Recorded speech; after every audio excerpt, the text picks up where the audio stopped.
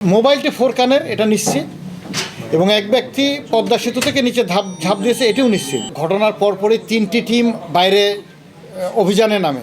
আমার ডিবির টিমটি যায় গোপালগঞ্জে এবং আমার থানার যে জেলা পুলিশের টিমটি আয়োর নেতৃত্বে সেটি চলে যায় আপনার বেনাপোলে, যে সে যাতে বাইরে পালিয়ে যেতে না পারে ওইখান থেকে। আর মোবাইলটা তো আমরা ট্র্যাক করতেই ছিলাম।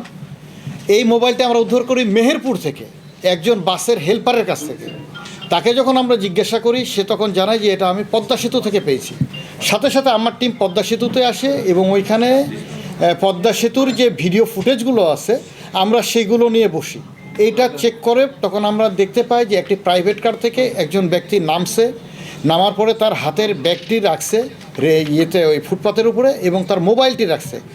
1.5 থেকে 2 মিনিট সে ওইখানে অপেক্ষা করছে। অপেক্ষা করার পরে সে রেলিংয়ের উপরে ওঠে এবং নদীতে ঝাঁপ দেয়।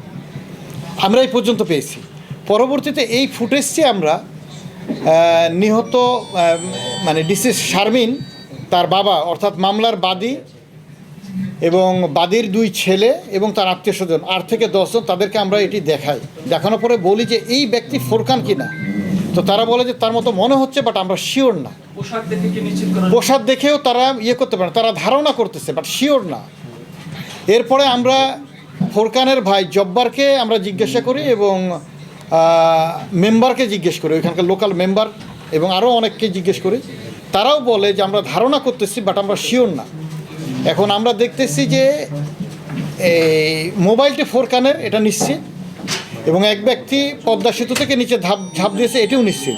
এর মধ্যেই আমরা বিভিন্ন ব্লক করে দিই তার পাসপোর্ট এবং আনুষঙ্গিক, যাতে সে বর্ডার ক্রস করতে না পারে। আমাদের কাছে একটা ধারণা হয়েছিল যে বেনাপোল দিয়ে সে বাইরে চলে যেতে পারে, যার জন্য আমাদের জেলা পুলিশের কাপাসিয়া থানার একটি দল আয়োর নেতৃত্বে ওইখানে যায়।